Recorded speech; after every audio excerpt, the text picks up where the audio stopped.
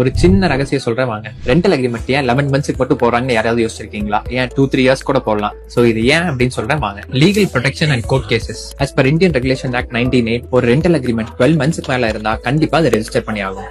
ஒரு rental அக்ரிமெண்ட்டை register பண்ணா stamp duty plus registration fees around 2% செலவாகும். இதை இன்னும் ஈஸியா உங்களுக்கு புரிய வைக்கிறேன் வாங்க. ஃபார் எக்ஸாம்பிள், ஒரு ப்ராப்பர்ட்டியை 2 இயர்ஸ்க்கு ரெண்டல் எடுக்கிறீங்கன்னா அதோட மந்த்லி ரெண்ட் 15,000 வச்சுக்கலாம். அட்வான்ஸ் 60,000. இப்போ ஸ்டாம்ப் டியூட்டி அதுக்கு பாத்தீங்கன்னா 1%. ஸோ 15,000 மந்த்லி ரெண்ட் எடுத்துக்கங்க. அதை 24 மந்த்ஸ்க்கு மல்டிப்ளை பண்ணி பிளஸ் 60,000 அதோட அட்வான்ஸை சேர்த்துக்கங்க. ஸோ இதை நீங்க டோட்டலா கால்குலேட் பண்ணி பாத்தீங்கன்னா 4,200 செலவாகும். நெக்ஸ்ட் ரெஜிஸ்ட்ரேஷன் ஃபீஸ், அதுவும் 1%ங்க. ஸோ டோட்டலா 4,200 அதுக்கும் செலவாகும். ஆல் டுகெதரா பாத்தீங்கன்னா 8,400 அப்ராக்ஸ் செலவாகும். சோ இந்த ஒரு காரணத்துக்கு தாங்க நம்ம மக்கள் 11 மந்த்ஸ்க்கு ரெண்டல் அக்ரிமெண்ட் போடுறாங்க. இதே மாதிரி ரியல் எஸ்டேட் பத்தி பல ரகசியங்கள் தெரிஞ்சுக்க நம்ம பேஜை மறக்காம ஃபாலோ பண்ணிடுங்க.